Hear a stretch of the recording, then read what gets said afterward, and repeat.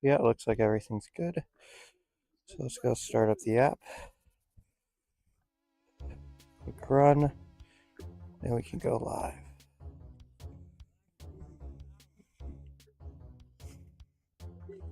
Okay. Everything's connecting. Nice. You can also turn on the virtual camera.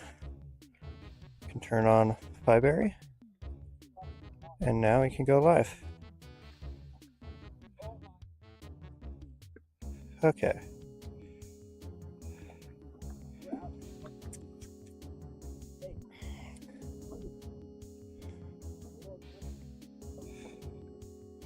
Let's close out of this.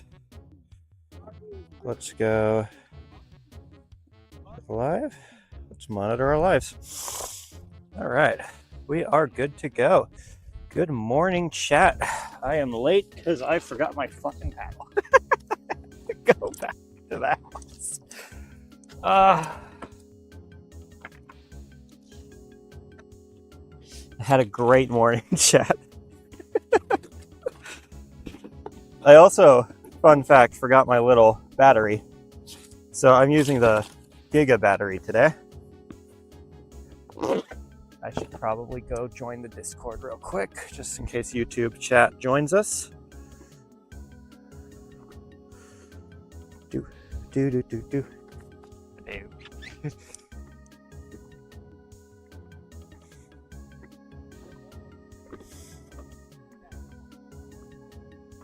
All right. Hopefully everything's working, and if not, somebody will tell me soon enough. Don't worry, the shaking will stop once we stabilize this boat a little bit.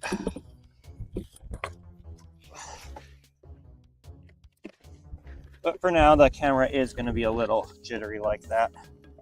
Wait, no, this is for my feet.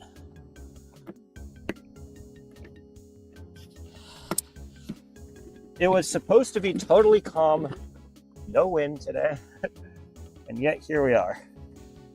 Wind and waves. But that's just life sometimes.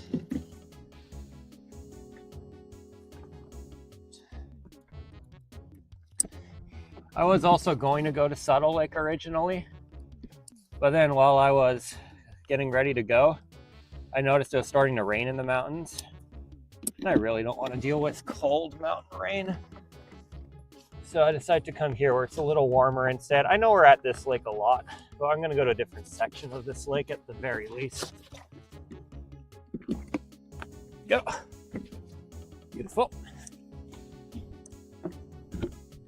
By the way, chat, look, I finally got a fishing pole holder. It only took me, I don't know how many months. I can't even remember. And I forgot my mini battery, so we're using a full marine today. But that's not going to be super relevant to you guys. I would actually just keep these caps off.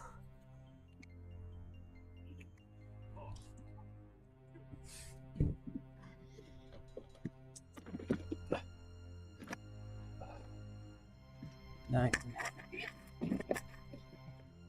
I still have the added benefit of keeping my nose down, which will help with the waves. Obviously, I'd prefer my mini marine battery and not add this much weight to my setup, but we take what we get. There we go. And all that is because I finally got the fish finder working.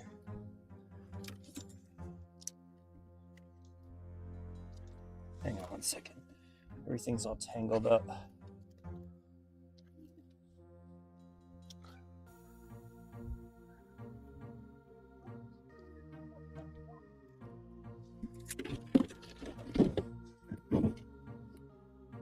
Here we go. This is going to tell us when we're over Kokanee.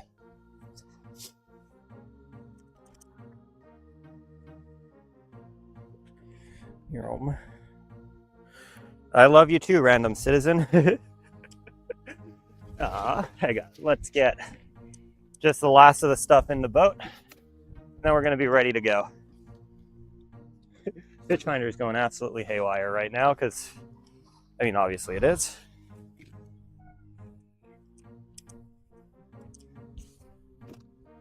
this.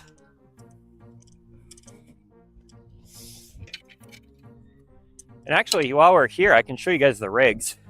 It's going to be a little hard for me to do show and tell with this setup, just because the camera's over there and I'm going to be over here. But we have a kind of a janky downrigger setup. Well, we're not using a downrigger at all, but it's the same concept. So in here, I have a bunch of pre-made rigs over there. And basically the way this works is we're going to take one of these. It's a dodger down to it's a sinker to a dodger to a clip.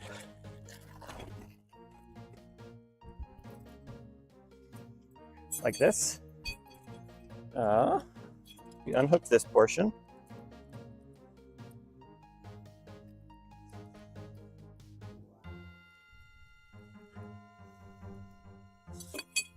You now connect this up to the pole. And I did all this in advance, so that way we could just kind of demonstrate it, but also keep moving. Okay, so now we have the dodger. Now attached to the dodger, we have our leader. So let me go attach the leader on. Do those guys have a fish already? Dude, there's a group of boys out there in a tiny boat. It's so fun.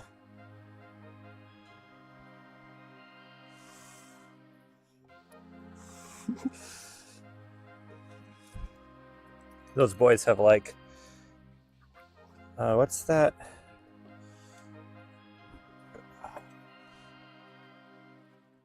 Thing, I forget what it is. And then I was building rigs last night, if you missed the stream. And this is the rig Adam suggested we build. And this is the rig Floppy suggested we build. Since I'm going to start by just like going out and looking for kokanee, we're going to use Floppy's rig to begin. It's a worm rig. So hopefully this gets us a bass or a big trout. And as soon as I find fish on the fish finder, that's when I'm going to go kind of explain to you how all this works.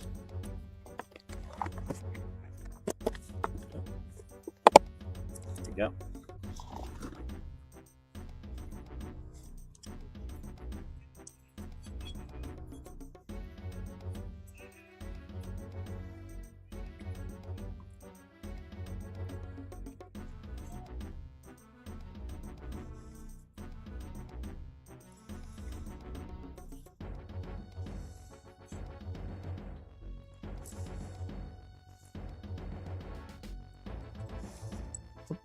Hang on, these snap swivels are being a problem, chat. Give me a second.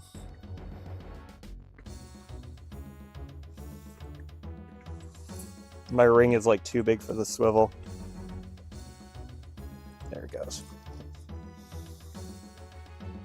All right, so the full rig, start to finish, ow, is a 4-ounce sinker weight, followed by a dodger, followed by a wedding ring that we built on stream together. And then I'm going to hook all of this up. We're gonna go put it up. That. I'm gonna go get my net in the car. Such. And then all I need to do is assemble the paddle and we're good to go.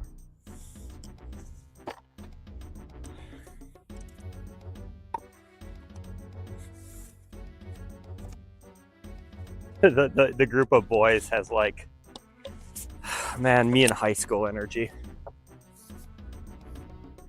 I wish I could find friends like that in adulthood. You know what I mean? Oh, fuck. Oh. That was not ideal. Okay. In adulthood, everybody's like, low. It's like that SpongeBob episode where SpongeBob becomes normal. That's how it feels becoming an adult.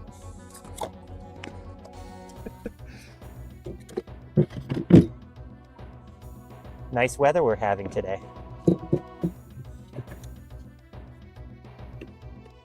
Everybody's so worried about everyone else. It's like if you try to be too friendly, people assume you're going to take advantage of them. Or they'll worry that they're not being friendly enough back. Anyway, let's get out of here. So by the way, this is a new camera setup.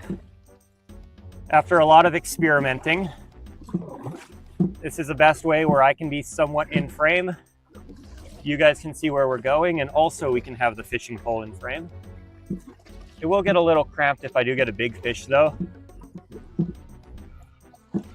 But the thing I'm a little worried about is the mount moves.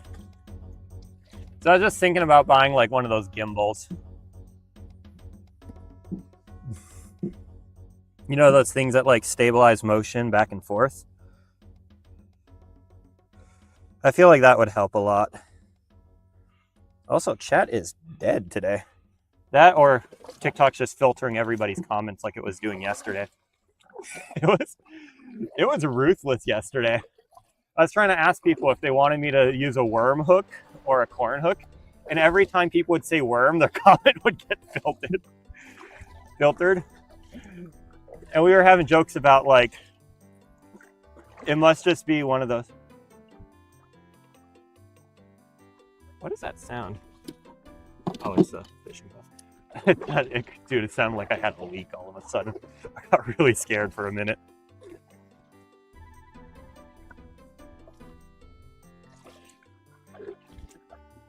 But since this is a brand new setup, let me know how like the audio and the visuals are.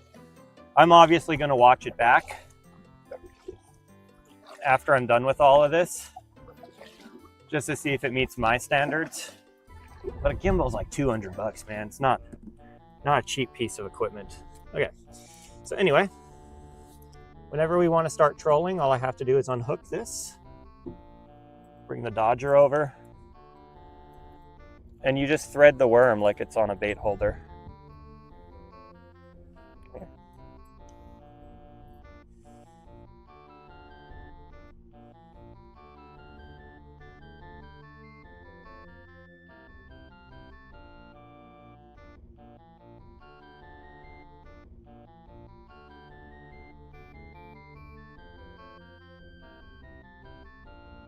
There we go.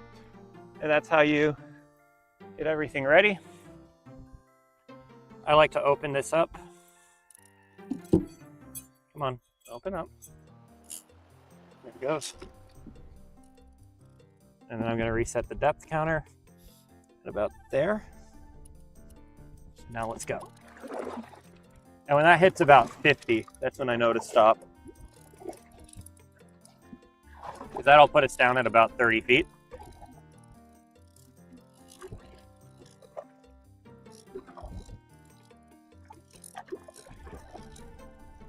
And then we just paddle around and start looking for kokanee. And actually, when we get into the deeper water, because right now we're at about 40 feet.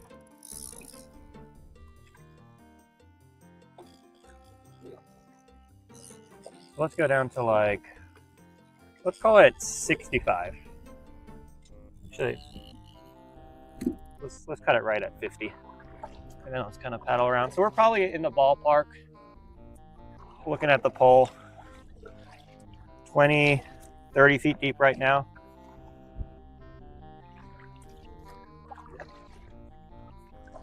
And now we can just kind of paddle around.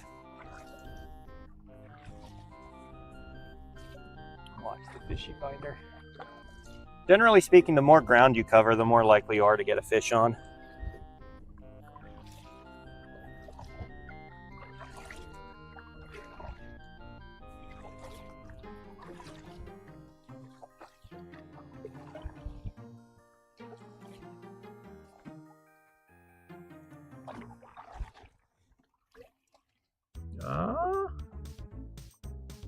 Is that a kokanee school?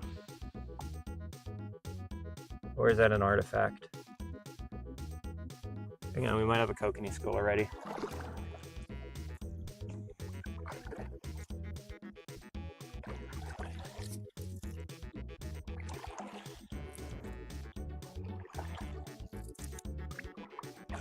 go see. We either have a school of kokanee or a bunch of kelp in this area. I'm gonna go see how it behaves on the fish finder real quick.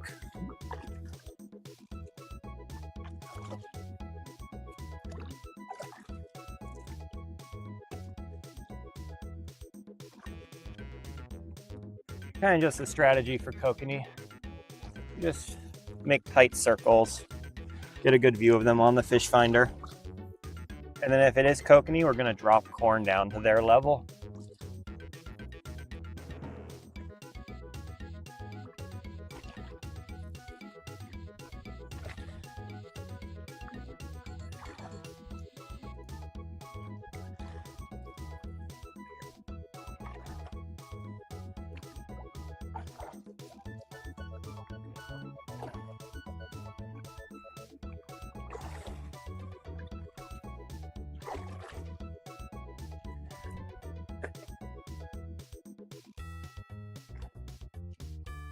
I am not seeing what I saw on the finder, so that's a good sign for it being kokanee.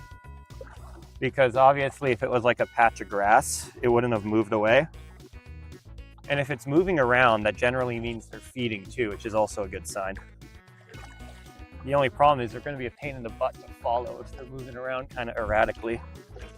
So let's go find them.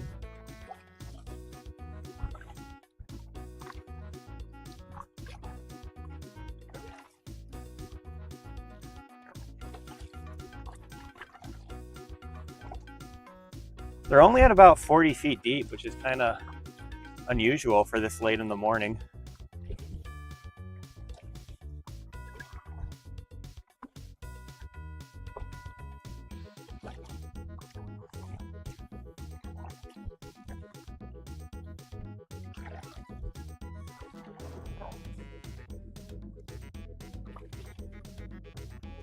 I will go over to the cliffs though. Those cliffs look like they have fish.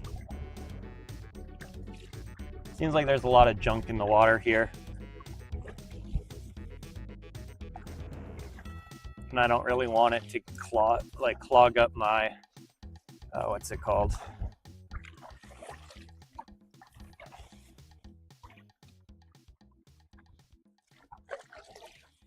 My Dodger. I might also just have, what's it called? Grass and stuff on the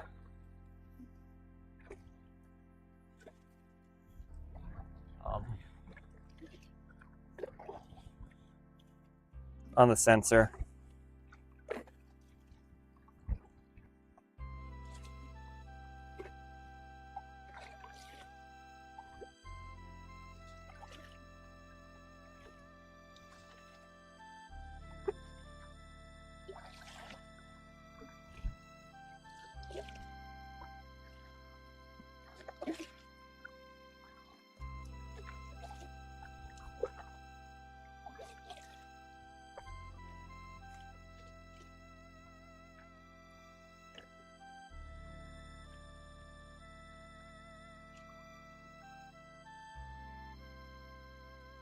All right, we're now in much deeper water. We're at about 150 feet deep. So I'm gonna send this down to about 80 feet.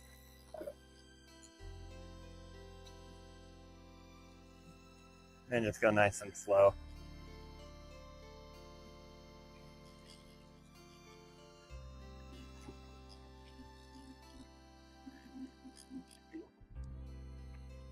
Hello? Come on, keep going. Thank you.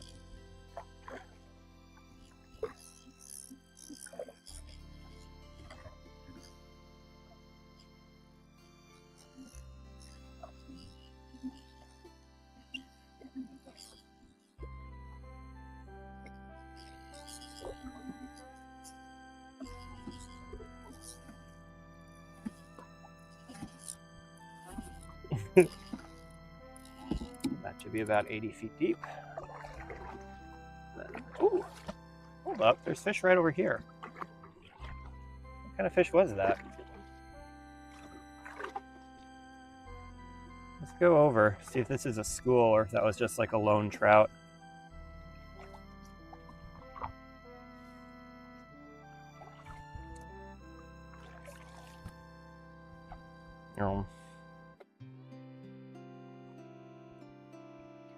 Thanks, vocal coach. I'm definitely not going to say your full name on stream.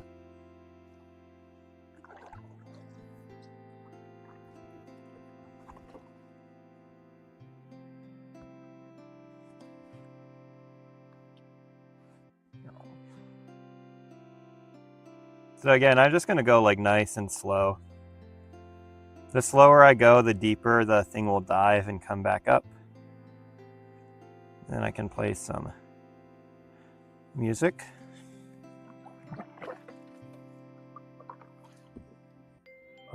This looks like a school, chat. Yeah, there's a school here. There's Kokanee here. Okay, so what we're going to do is we're going to reel in.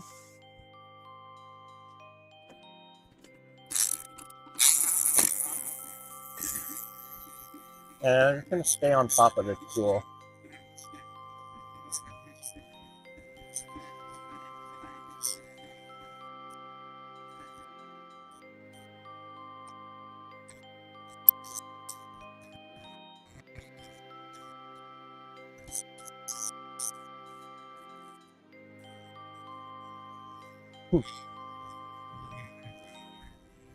We've still got 70 feet of reeling to go, chat.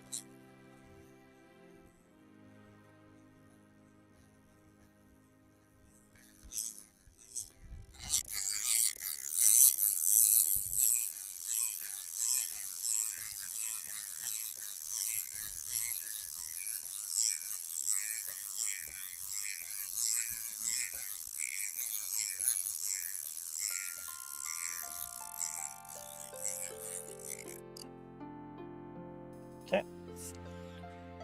And the nice part about the way I set this up is we can just put this up here. Oh God, it's like double penduluming. We can pop this off.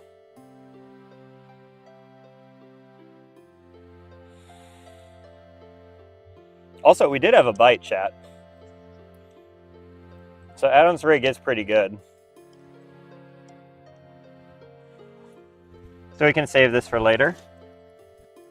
We can then just get our little rigs.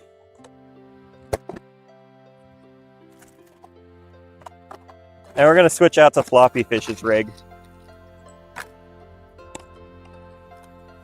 No, wait, this was Adam's. We were just fishing with floppies. So Floppy Fish, who just wanted all green. An ungodly amount of green. That was what we did. Go open this up.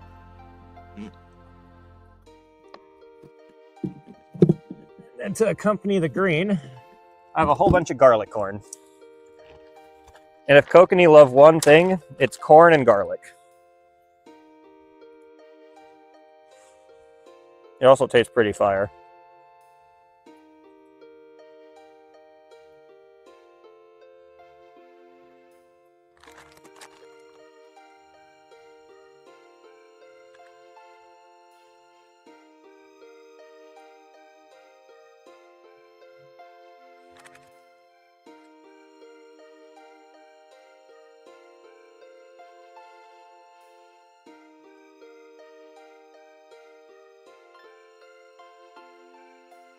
Yep.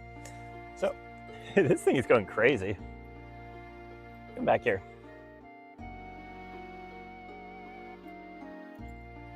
And we just attach it again.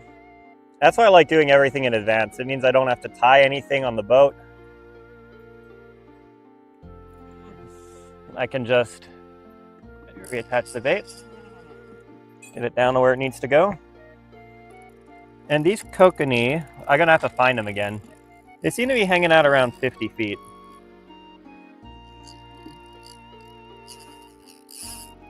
So I'm gonna send this all the way down to about 80 feet and then just move really slow.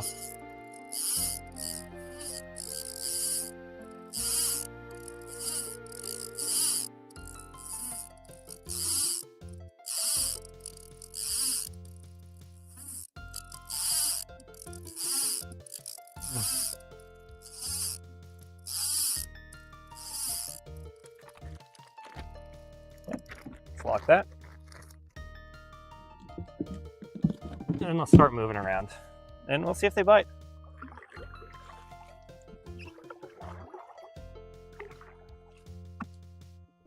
Oh, the kokanee are actually higher now.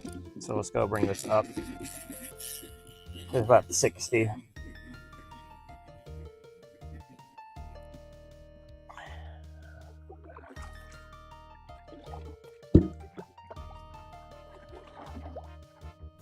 And we just, again, go in slow circles.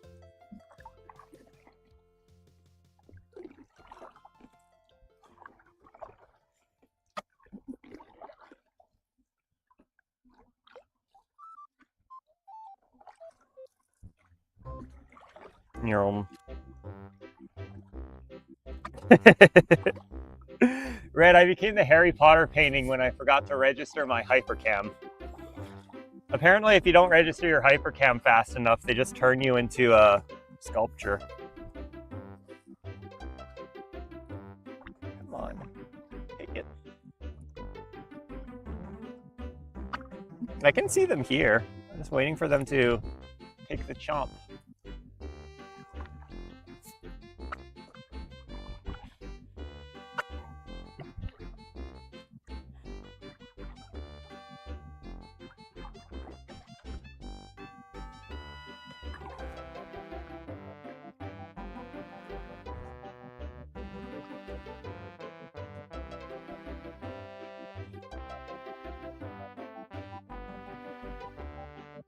Oh, check out those clouds over this way, chat. Hang on, look.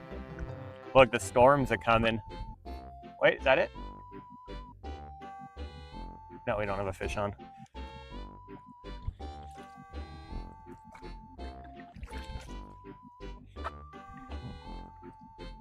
Yeah, I seem to have lost the school of kokanee on the fish finder. So let's go. Oh!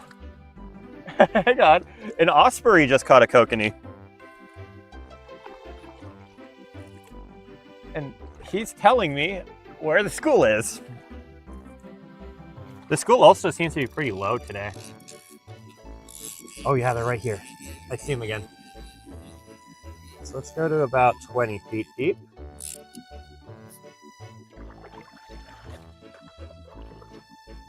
Come on.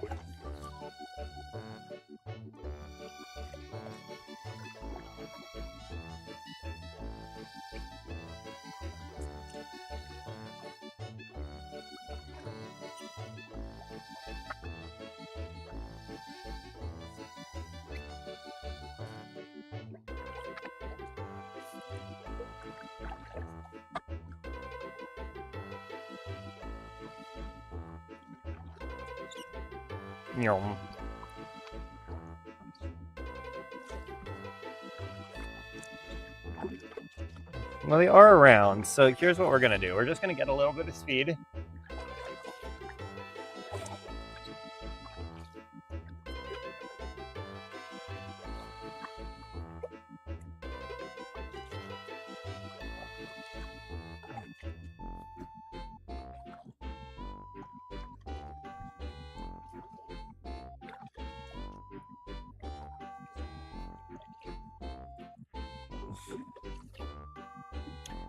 Red Doll, I'm trying to catch kokanee.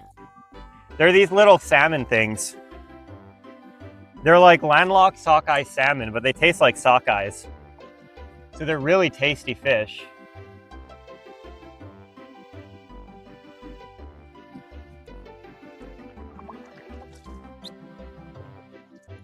But I am a little late in the afternoon for them. And also the real objective is to get a bull trout eventually. Well, that's a future problem for a future Michael.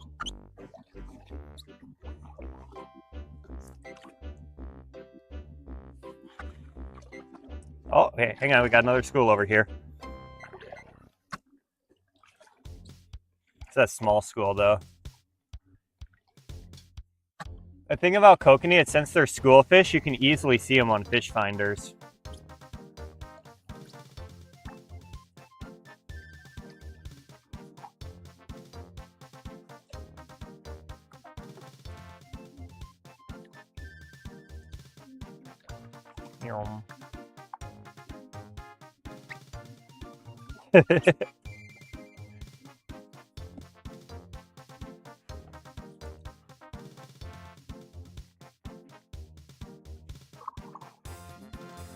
Well, you've missed a lot of the fun. We got a bunch of new boats. Also, I broke the motor on that thing. That was a fun stream.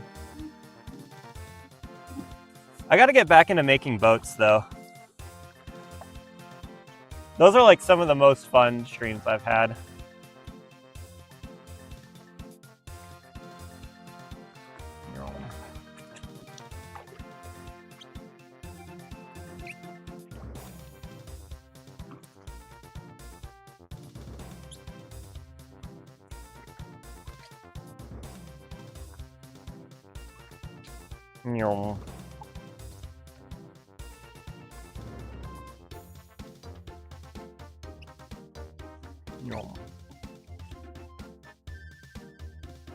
Hey Jarvis, why aren't the kokanee biting my corn?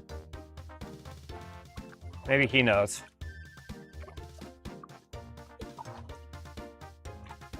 I'm not sure why the raccoons are biting your corn, but I hope you can figure it out. Well, he's thinking.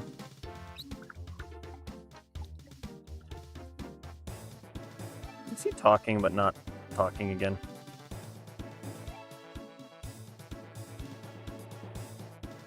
Yeah, I feel like he was talking but not talking. Hey Jarvis, why aren't the kokanee biting my corn?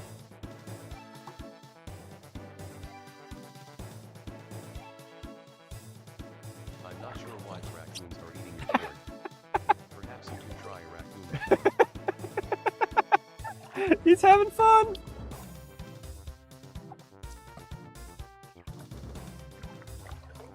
Wait, what did I say? I called him kokanee, right? I'm not going crazy. Let's try to confuse him. Hey Jarvis, how do you go fishing for raccoons?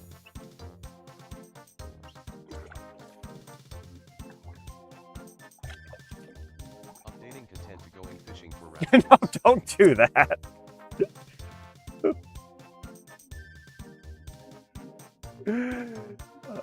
Oh, I see kokanee ahead.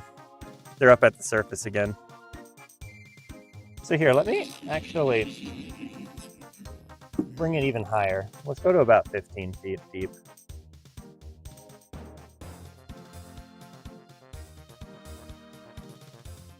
Because the kokanee do seem to be nice and high up today. Also, I gotta go fix the content.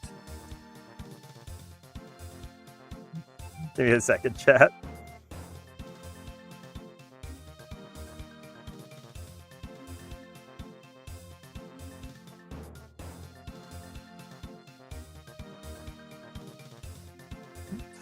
Sorry about that. You go dumpster diving. That would be really funny if it said something like that.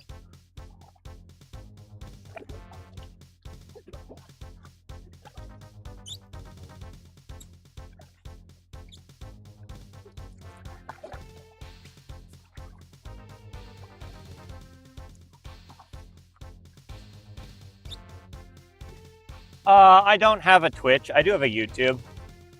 But honestly, the YouTube's pretty much always dead. So if you're trying not to be lonely, going to the YouTube is probably the worst idea. People will join eventually. Like by the looks of it, we got 6 or 7 lurkers here who are just enjoying and don't want to interact, which is totally valid, of course. By the way, chat, it is 247 feet deep right here. Believe it or not.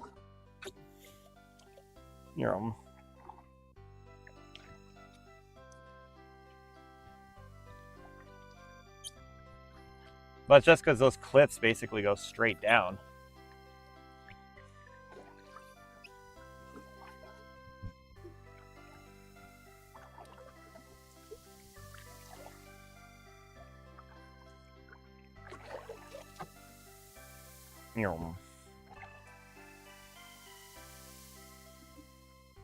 Hang on, chat. I'm gonna reel this in real fast. Oh shit. That came out of nowhere. And it came exactly where it was coming from.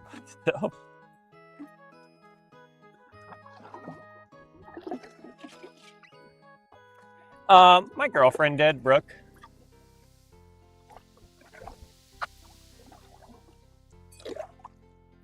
It was always something I was like kind of interested in concept, but never got into because I didn't have anyone to teach me. And then I met Brooke, and Brooke was a big fisherman. Ironically, now I'm the big fisherman in the couple. She kind of just tags along for the ride. I'm going to go land and fix something, chat. You're not supposed to land here, but no one's going to give me crap if I just take care of something and then immediately get back in the boat. They really just don't want you going up into those cliffs. There's a bunch of undisturbed wildlife up there versus the wildlife that lives down here on the rocks. It's seen people. I might get scolded though.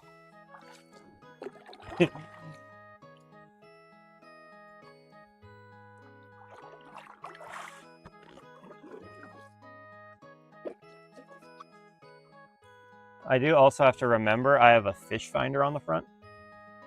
So I can't run into any rocks. Actually, yeah, that is a good point. Let me get further away from the rocks while I get to the landing spot. I'm just gonna have to fish. I'm gonna clean off the fish finder. That's what I really need to do. And then this looks like a fine spot. Didn't really have any good spots to anchor with the bungee, but we'll figure that out later. Let's go in. It's very murky today. Oh.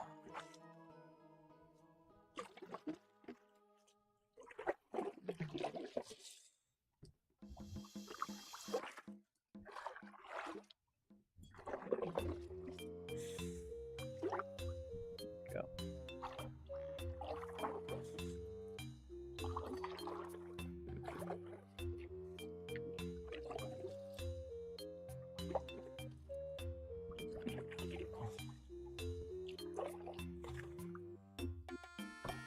Just trying to get up onto these rocks. Oh, that's where the fish finder is. Be careful, Michael. Don't break your fish finder. They're expensive. Okay.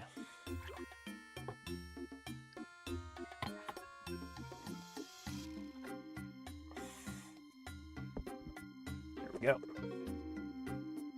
I might not be able to do anything here, actually.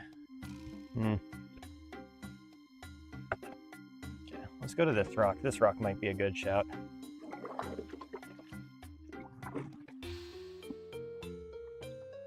Probably able to get a lot closer to it. Ugh. Honestly, probably with all this effort would have been easier to just go back to the dock. But yet, here we are.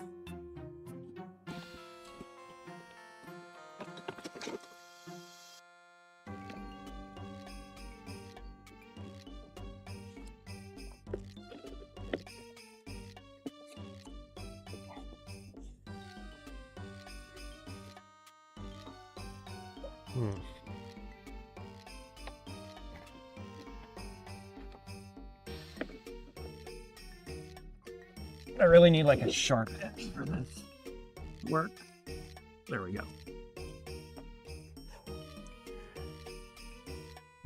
It doesn't need to be super strong, it'll just hold in place because of the tension. All right. There we go.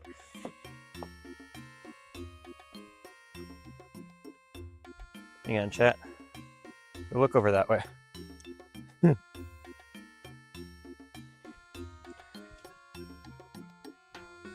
Oh, you don't see me on the thing. I'm not breaking any rules.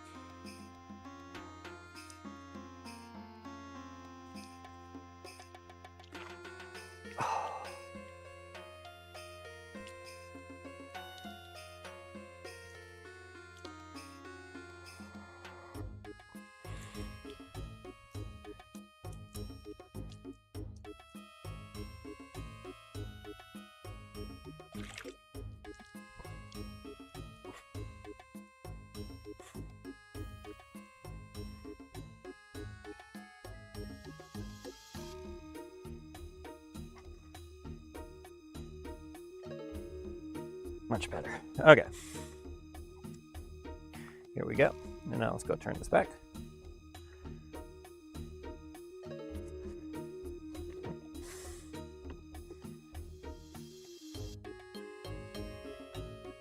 Hello. Ooh, unstable. Now if there's a way to clean off the thing. Hey Floppy. We're actually using your rig right now. So I'm glad you did join. I was trying to get some stuff off my fish finder.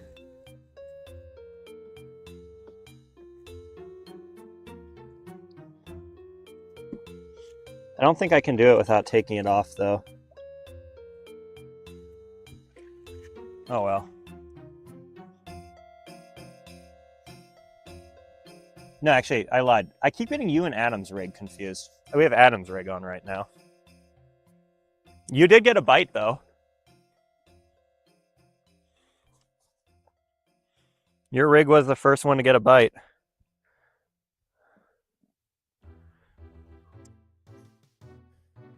Oh.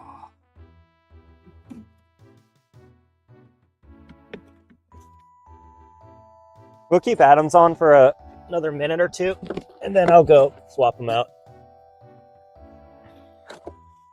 But yeah, I don't think I can get anything off the fish finder here, chat. I think this is just a waste of time.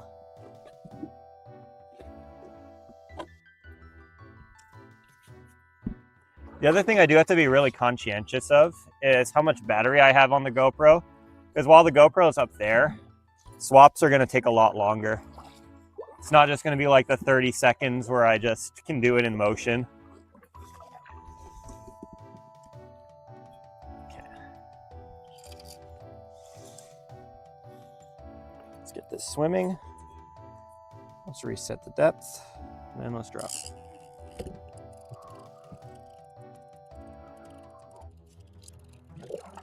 And then let's go out.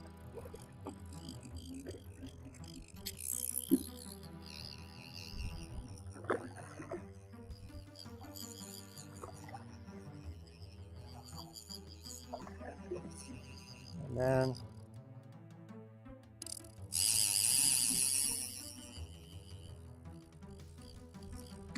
that feels about right. So we're probably at about 20 to 30 feet deep now. Just kind of cruising, going slow. Actually, let's go pick up the pace a little bit. Because if we pick up the pace, it'll actually bring our rig higher up to the surface, which is where the fish seem to be. Well, hopefully not scaring them too much, since we're 50 feet away from the boat at any given time.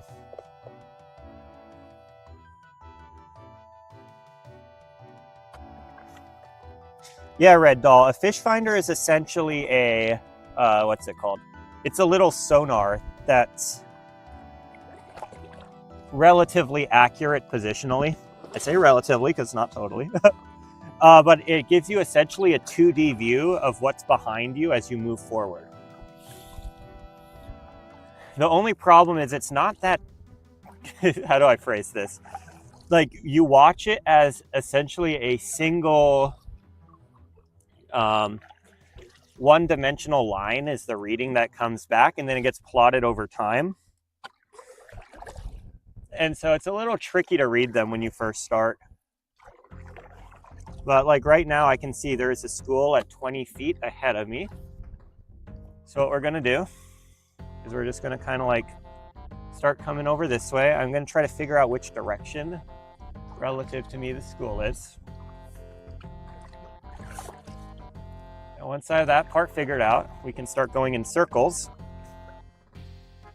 Like essentially just like one hand paddling with one side of your body. It puts you in this little like circular motion. And the goal is to try to stay near the school. Doesn't always work.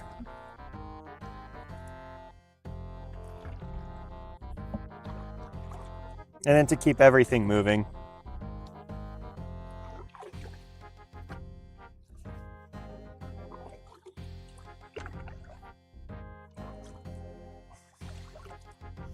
So So the main benefit to the fish finder is that you're no longer guessing as to where the fish are. You can see them and then you can kind of target them. Versus like if you don't have a fish finder, you just kind of have to kayak aimlessly and hope you get them.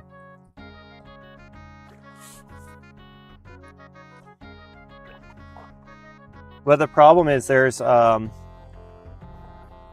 do you call? There's like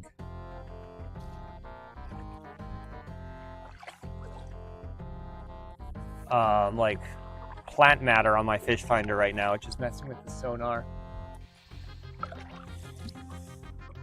No. Okay, I still see the school. The school's a lot smaller than I thought. The school's actually more this way by the looks of things. Or this way. But we're at a good depth for the school. Where are you? And you'll see I'm kind of like turning the boat, trying to just make sure I'm always on top of them. They're over this way.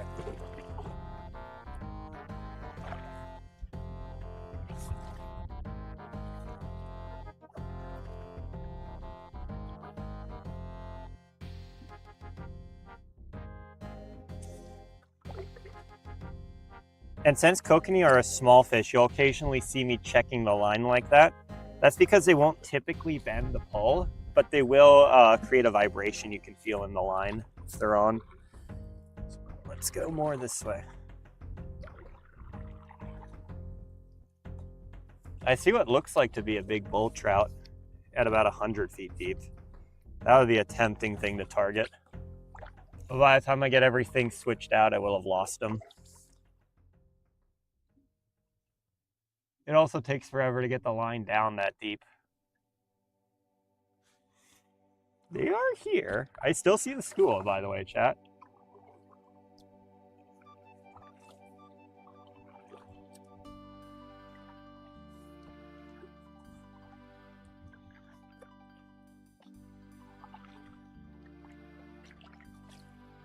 One other thing I'm keeping an eye on is the osprey. There's an osprey out.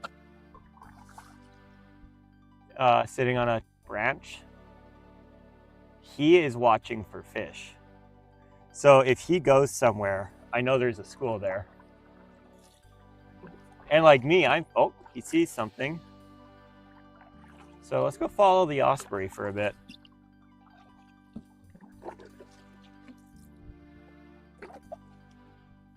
Where do you see the fish?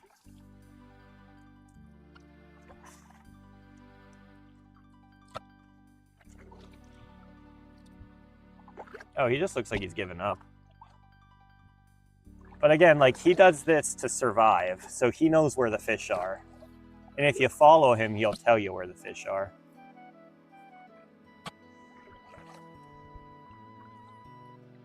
If he doesn't find fish, he doesn't eat. If I don't find fish, I have an awkward stream to edit.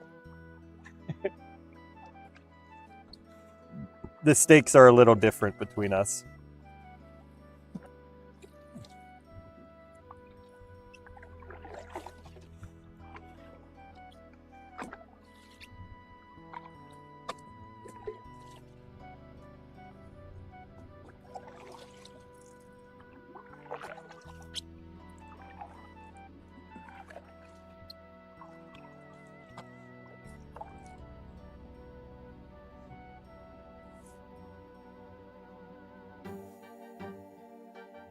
Yeah, I'm not finding these kokanee.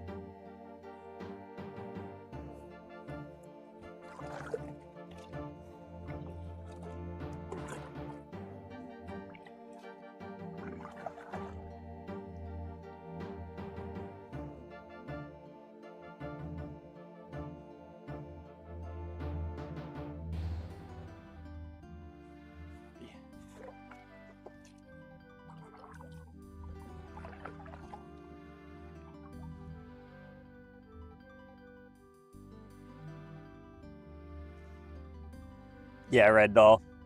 One follows fishing regulations, one catches what he can.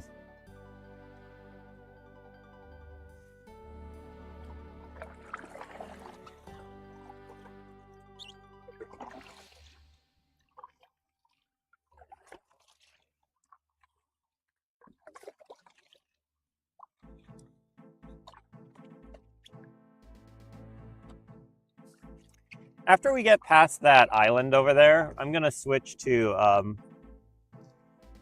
we're gonna switch back to Floppy's rig because we did get a bite on it.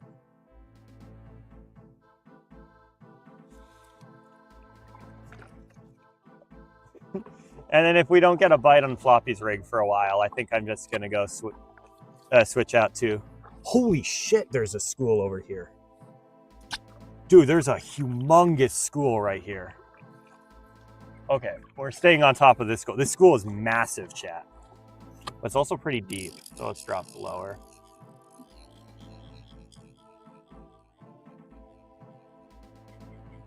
Go to about 70. There we go. There's a huge school here, chat.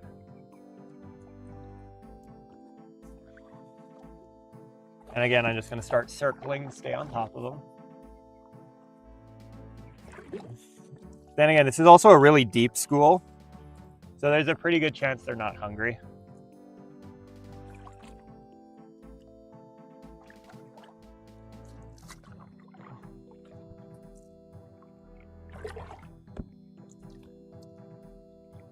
Also, chat, you guys will be proud of me. I remembered sunscreen today. I remembered my sunscreen, my glasses, and my water. This might be a first for Central Oregon fishing. Okay, where are you?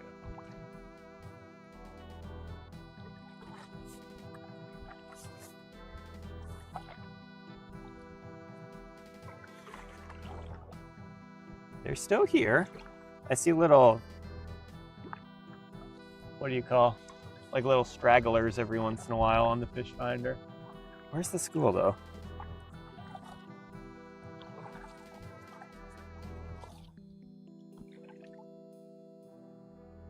Are they on? I think actually we might have a fish on. Maybe. I'm gonna go a little more. If it is, it's a small one. But I don't want to lose the school. Chasing a phantom fish that's not actually on. If it is on, it's not going to be able to get off at this low speed.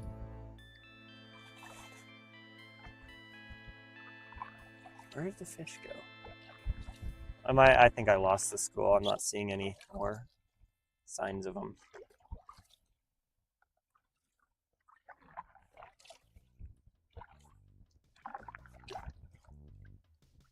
Let's go feel. Oh yeah, I think we do have a fish on. Okay. Let's go see.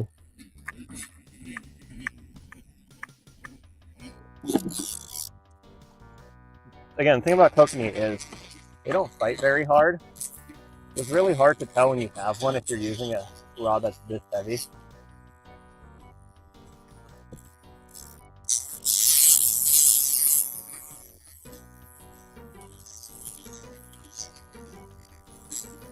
All right, let's see.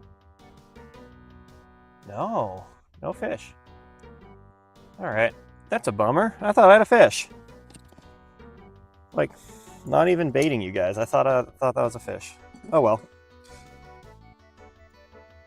Okay, let's put this back down.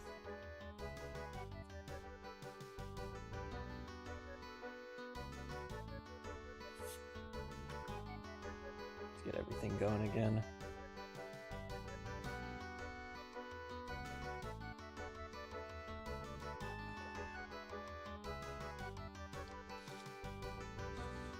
Hang on, I gotta get the boat moving, I think.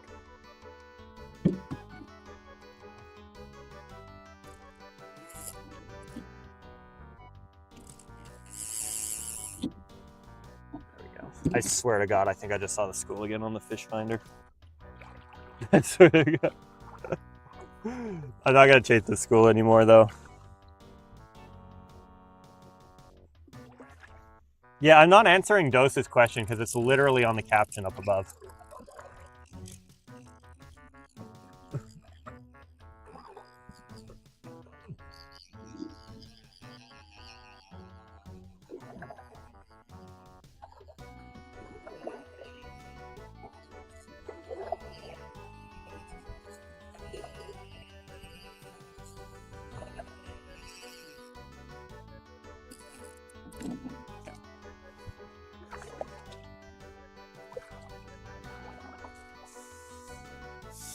Might be trying to catch feelings. Might be trying to catch a sponsorship.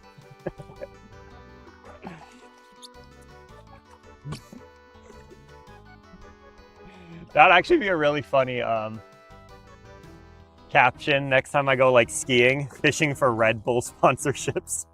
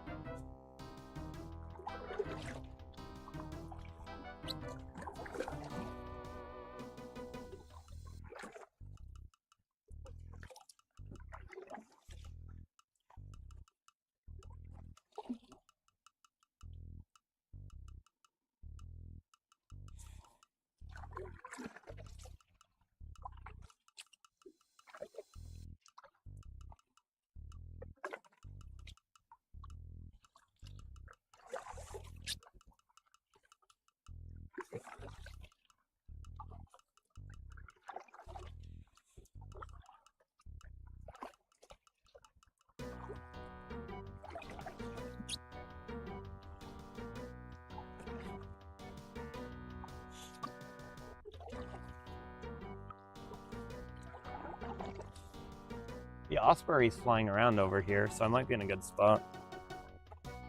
I mean, we know it's a good spot because we just saw a bunch of schools.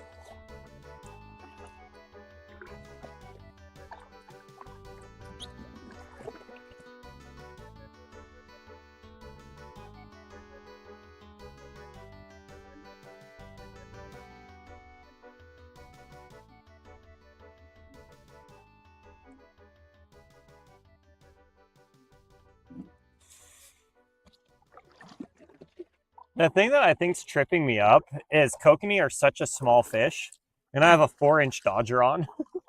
So the dodger is probably thrashing about as much as a kokanee would.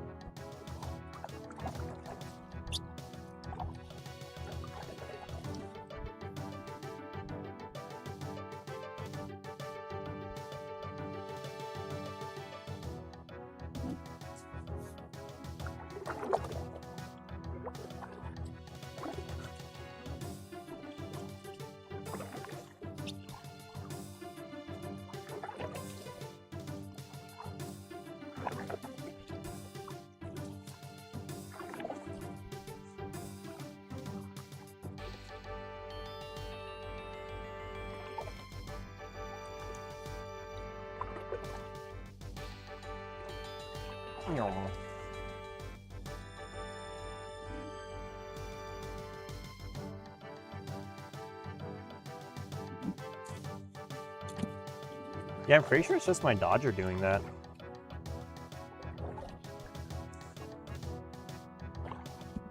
There's some green. You're right, the cliffs are very green, Floppy. There's also a very green view.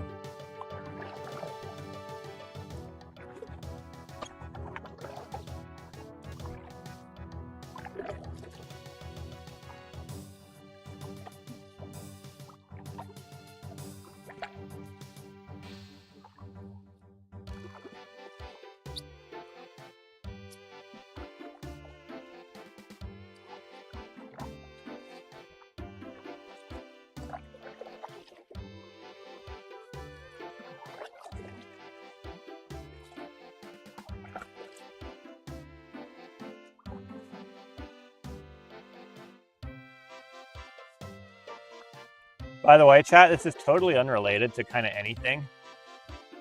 Actually, I want to stop on this island. This island is fine. I don't know if I'm allowed to stop on the island, but I will. I know I'm not allowed to stop on the island to the left of me.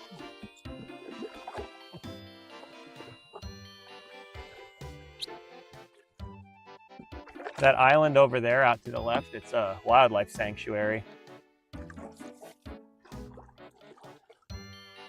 So you're not supposed to stop. It's also not technically an island, but everyone just calls it the island. Oh, I see Kokanee. I see him at the surface. That's why the osprey is over here. There's a nesting goose on that island, by the way, chat, the one on the right. So I probably shouldn't land. He probably wouldn't like me there.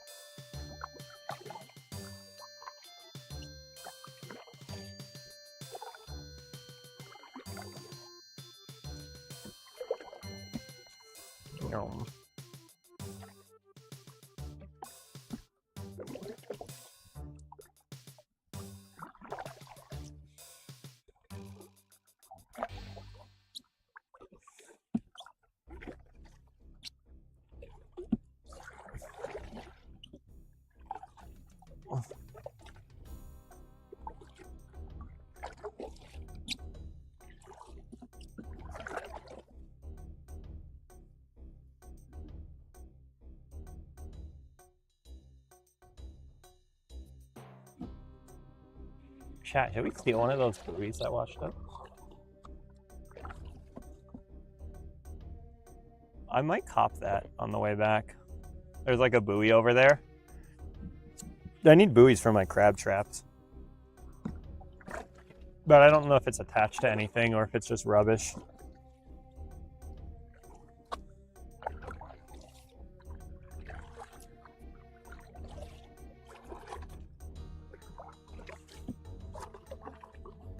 If it's rubbish, if it's like not attached to the bottom, I'm just gonna assume it's trash and I'm doing a good thing by picking it up. If it has the chain on it, it probably is just attached to the bottom or got moved somehow.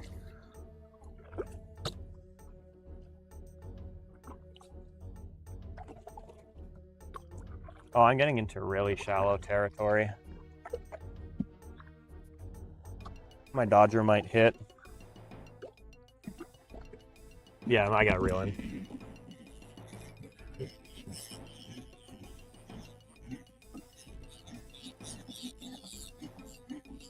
Oh, I gotta keep the boat moving.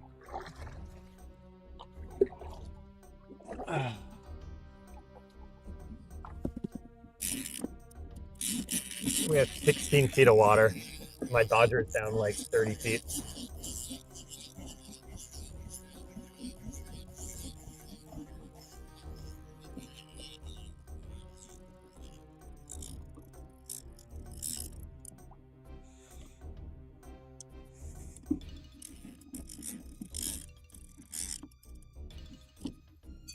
We'll switch to the floppy fish rig after this.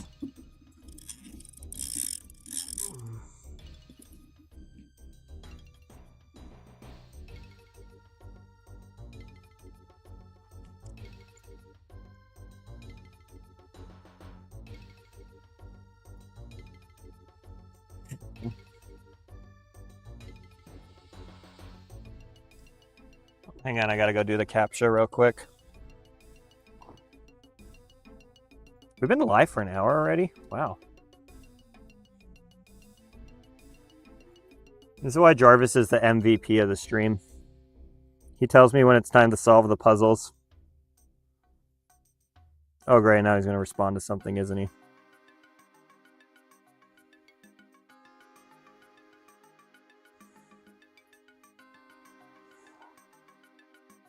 I am not in Arizona. We are in Central Oregon. It looks like Arizona, though.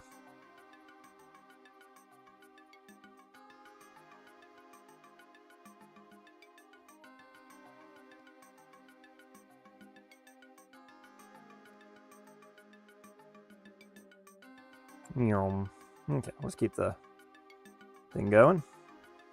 Sorry about that.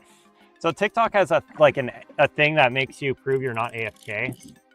And it's basically like every hour, give or take, at kind of random intervals, it'll make you solve a puzzle. And if you're doing something on your home computer that's like doesn't involve streaming, like you're playing a video game, it'll give you a notification. But if you're watching your stream from the phone instead, using the phone app to monitor your live, for whatever reason, they don't give you any sort of notification. It's really like I think it's the main reason a lot of people don't stream on TikTok. I think it's one of the real big reasons. And on one hand, I get it. They're trying to stop like if you ever go on Twitch, there'll be those people who like stream themselves sleeping for 8 hours. Like the stream doesn't end. And they're probably trying to prevent that from being a thing. But it's still annoying. Like honestly, if they would just have the phone app where you monitor your live tell you, hey, by the way, can you solve a CAPTCHA to prove you're human? It would be so much easier to stream. But instead I had to go train I had to go train an AI agent to recognize the CAPTCHA and tell me whenever it's there.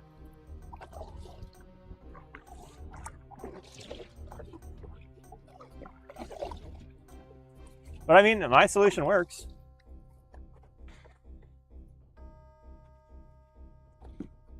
And it's like one of those things where it's probably against the letter of the rules, but it's definitely not against the spirit. Like the agent doesn't solve the CAPTCHA for me. It just tells me, hey, are you AFK? Are you paying attention to the chat? Yes. Okay, well then go solve it. It's exactly the same as if I was on the computer doing this.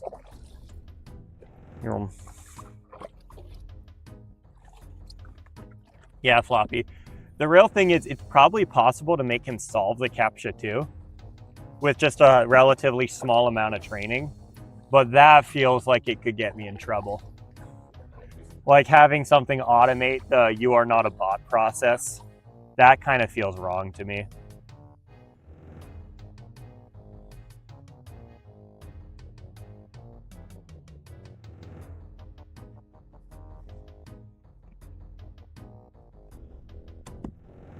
And especially in like the world where AI exists, I don't really think those things prevent bots. Those kind of systems just prevent honest people from doing unique things. Granted, I guess part of those unique things is sleep streaming, which is probably a good thing. You know, that's one of the main reasons why I don't go on Twitch, is the sleep streaming. Because it's like I used to watch a bunch of RuneScape streams, but now it's just like you could just go into a stream and literally nothing's happening. It's just the stream is just running. And it's your favorite content creator. And he's going to stream for 8 hours a day, but he's also leaving his stream running 24 hours a day. So unless you know what his schedule is in advance, if you see that he's live, it doesn't mean a thing because he's probably just live asleep somewhere. You know. Yeah. But honestly, it's kind of cool that Twitch lets you do that. They're just like, oh, you think this is fun? Your viewers like it? Okay, do it. It's not like Michael finds this obnoxious, so don't do it. I'm gonna go check the battery real quick on this. If the battery's low, I'm going to do a battery swap because swapping the battery on this rig is a lot more complicated than doing it when it's just sitting on my, what's it called? Before, my GoPro used to just sit on the cooler. That's why it's so much easier for me to like turn it around and stuff. Oh, it's cool. There's flowers up here. There's also fish here.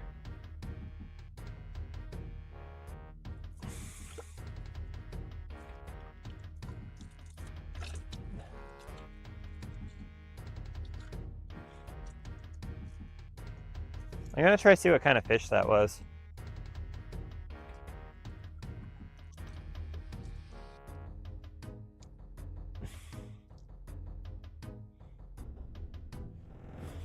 Because if it's a new fish, it might be worth staying around and checking out this spot. Again, I'm not 100% sure if I'm allowed to be here, but I'm not aware of any rule to prevent me from being here, if that makes sense. Like, I know I'm not supposed to be on the other side. I don't know if I'm allowed to be here. I'm kind of assuming yes. We've got roughly about 45 minutes left of battery, by the way, chat. So here, let me go. You're coming with me. Look. Cool little flowers. Bunch of them. Kind of looks like someone planted them here. I know they're wildflowers, but it's kind of weird that there's just a little patch of wildflowers totally surrounded by sagebrush and cliffs.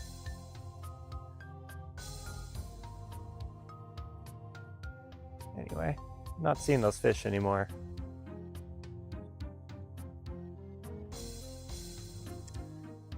Kind of regretting not bringing a smaller pole. I usually have a mini pole with me just in case I like land at a spot like this and there's fish. But I figure, no, today we're staying in the boat. You're home.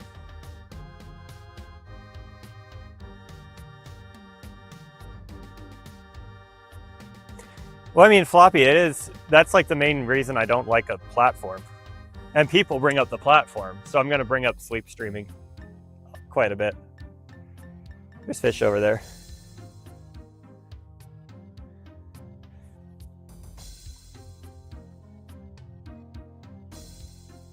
I still don't know what kind of fish, though. I'm just gonna come up here.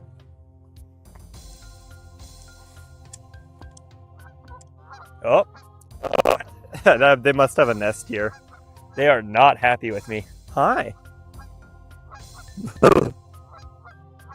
Very unhappy creatures. Okay, I'm not gonna disturb them. I'm clearly stressing out those geese.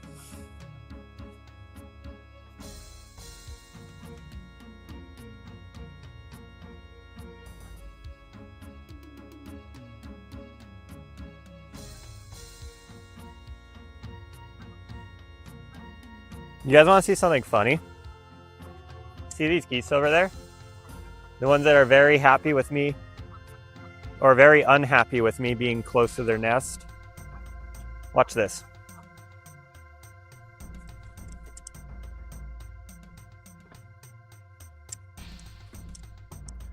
You see how they stopped? Geese don't have object permanence. So because they can no longer see me, I don't exist. But watch, I'm gonna go right back up over the ridge. They're gonna see me again. Come on, start back up.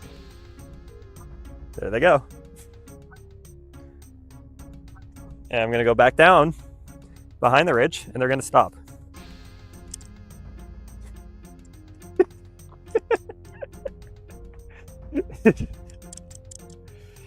Such a silly thing about those geese.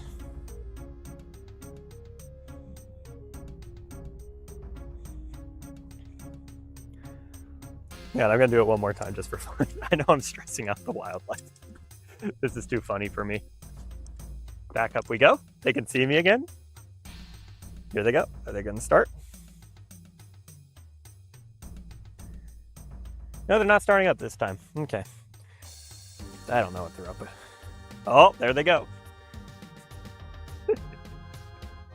And back down we go. By the way, the fact that geese don't have object permanence is really helpful when you're hunting them. They're such dumb creatures.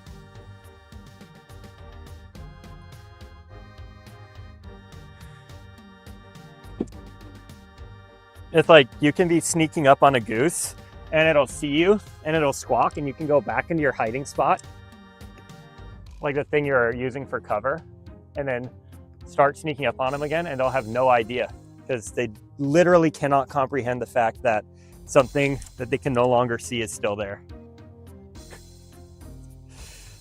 They're very silly, very tasty animals too. They're like my favorite thing to hunt.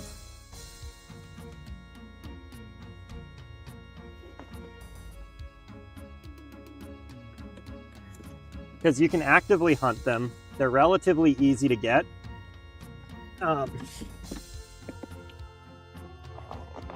It does feel kind of satisfying because of how mean they are to get one. Like when you get especially something really cute like a quail, it feels pretty bad. Because it's like, that was just a quail trying to get some seeds somewhere. And when you go murk a goose, you're like, haha, yeah, that's what you get for yelling at me every time I try to stop my boat somewhere. And they're also really mean to each other. Like, I love pointing out the goose fights on stream, but the thing is, like, this time of the year, they're super territorial, super vicious. And it's just kind of nice to feel like, it just feels better, in my opinion. And I know some people like geese. I am not one of them.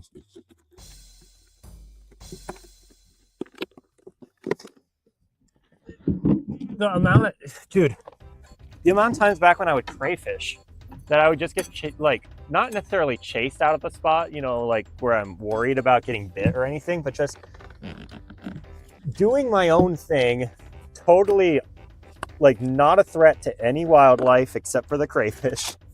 And the fucking geese would come roaring out of left field to chase me away from their nest. And that just happened to be where I put my fishing trap. Yeah. It's nice to get some revenge on them.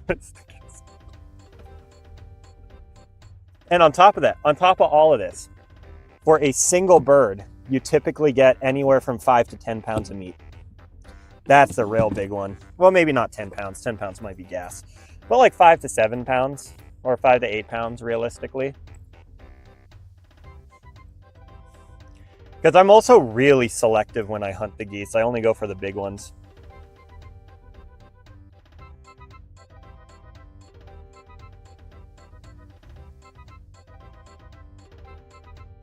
And because I ambush hunt, I can actually be a lot more selective than most people can.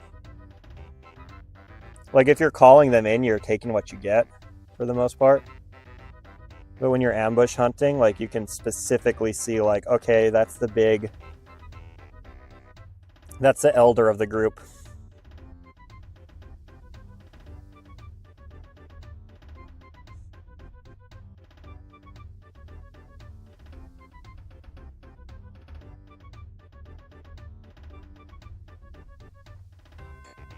Also, if I ever do a hunting stream, you'll see like I shoot a lot less than most people do who hunt.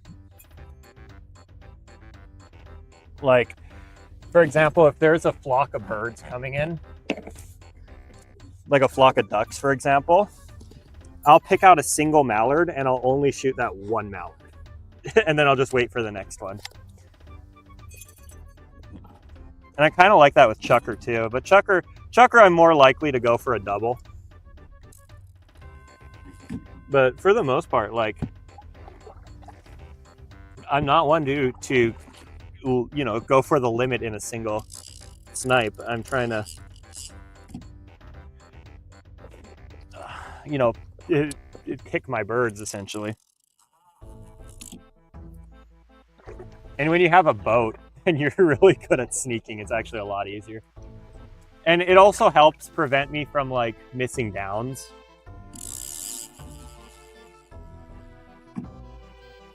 Like when you're shooting your second or third shot, the bird is a lot further away. So the odds that you hit it but just injure it, or you miss slightly and now it's got BBs in its wing but it didn't go down.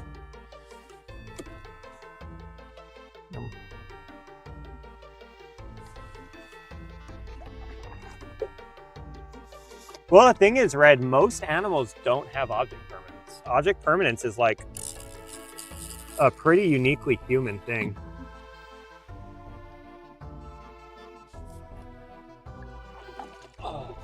Even like small children don't have object permanence. Like we don't get object permanence until we're like 2 or 3 years old.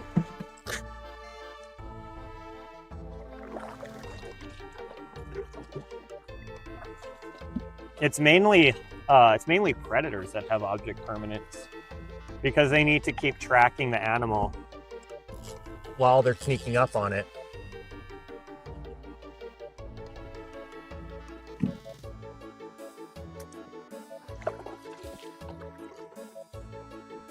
Oh my god.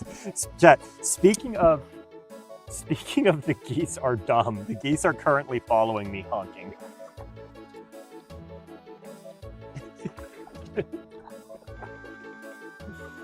I'm like an apex predator and they're like, let's chase him away.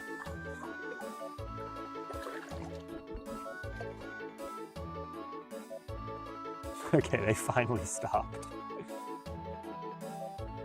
Like, I know they're just trying to get me away from the nest, but still.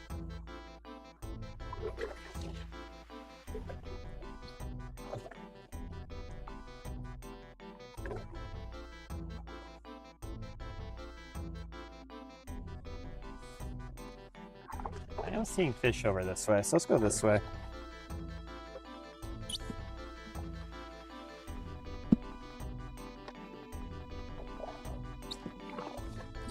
Hey Jarvis, at what age do people gain full consciousness? I'm asking because I really don't know. That's way above my pay grade. Is our friend not listening? There's no single age there we when people gain full consciousness, as it's a gradual development. Some research suggests a basic level of awareness might be present before birth, while others indicate that more developed consciousness, including self-awareness and abstract thought, emerges between ages 2 and 3.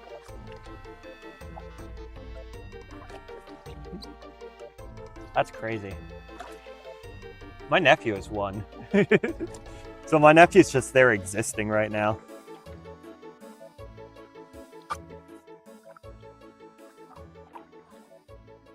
Yeah.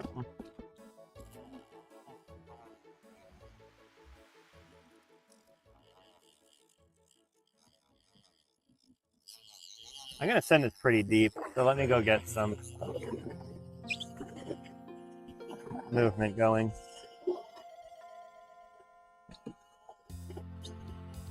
I'm gonna try to send it to around 100 feet deep. Because they're going into the deep part of the reservoir now. And this is typically, so that's gonna be about 75 to 80 feet deep. Let's stop here.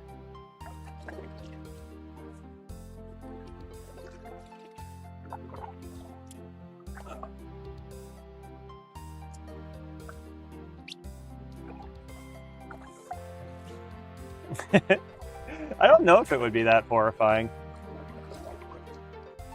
It'd just be something we get used to. Or like something we're programmed to accept.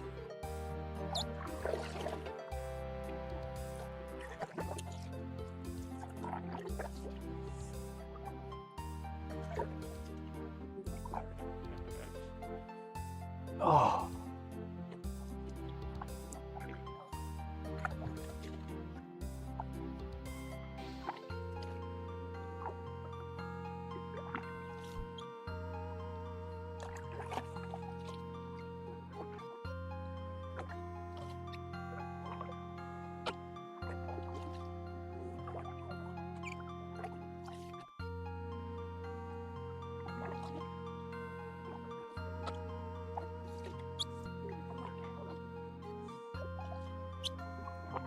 Here, let's go up into the, let's go into a different arm of this river.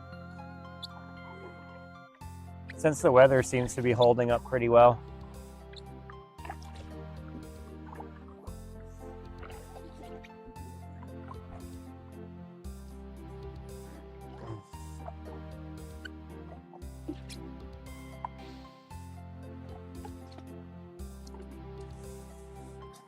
By the way, chat, how's the rocking? I assume it's a lot better than when I'm like actually wearing the camera. But I want to make sure it's not making anyone like seasick.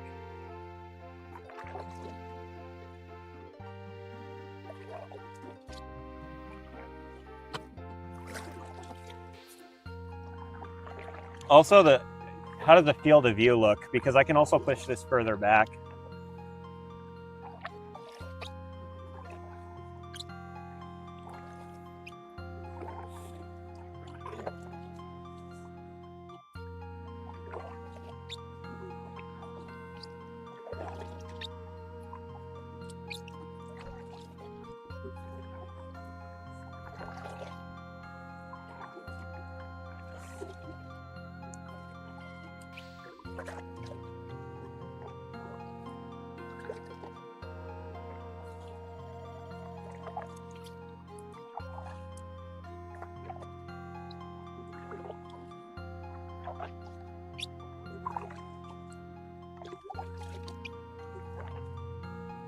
Oh, that's good.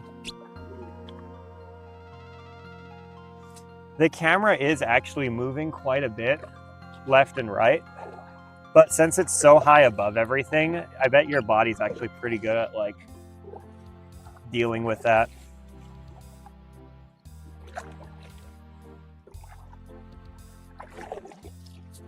That's like the main reason I wanted such a wide field of view.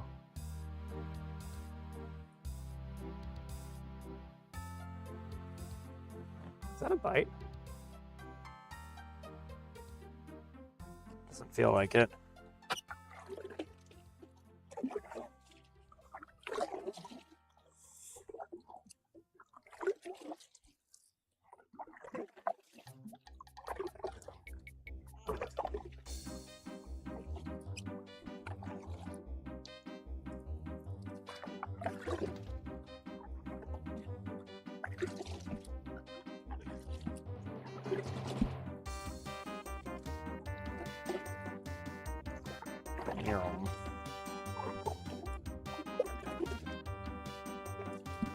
Oh!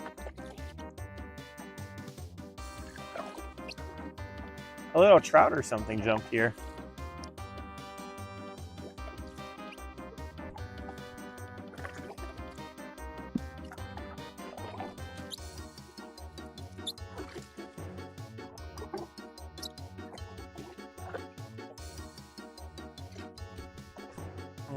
I don't know where those guys' lines are.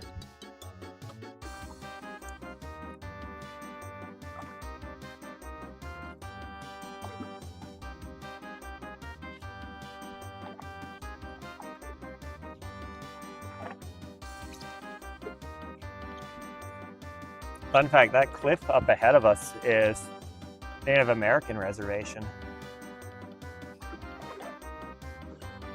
So I'm not supposed to go fishing near it. I mean, I can go fishing near it legally, but I can't like go up on the rim rock or anything.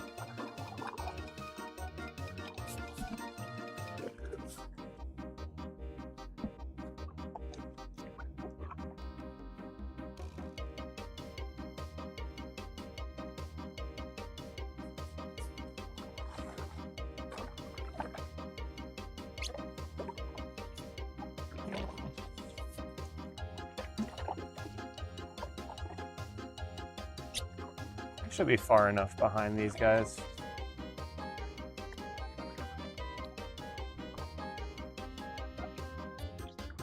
Unless they have some crazy setup.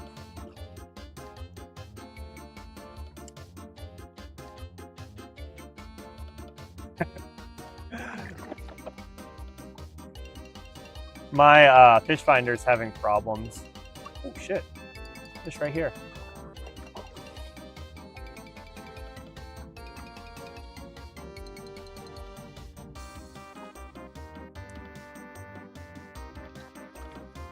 It says it's currently 500 and something feet deep.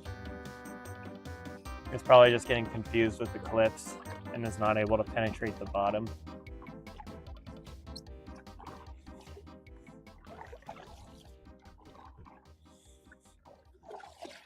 Oh my god, some guy is speeding.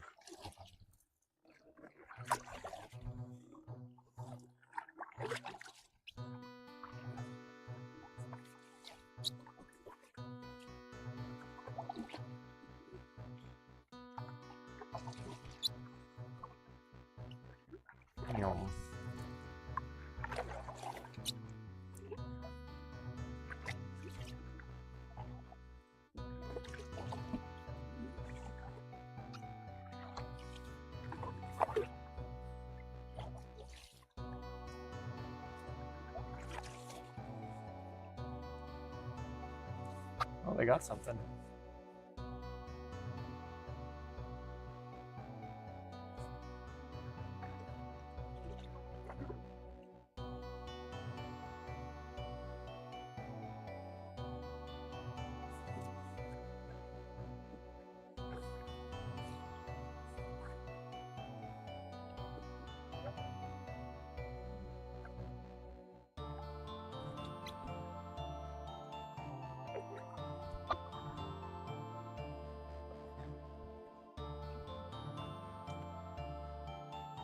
They're down deep.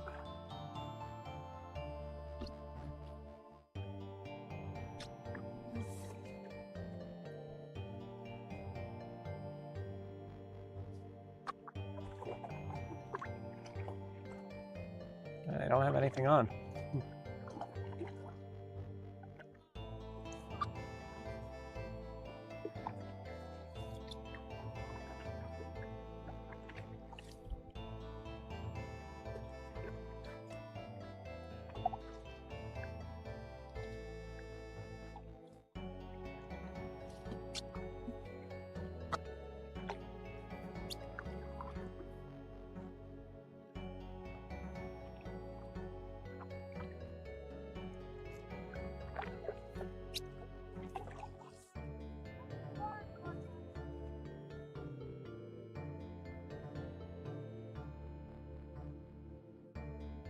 What on earth are they using? They're getting fish.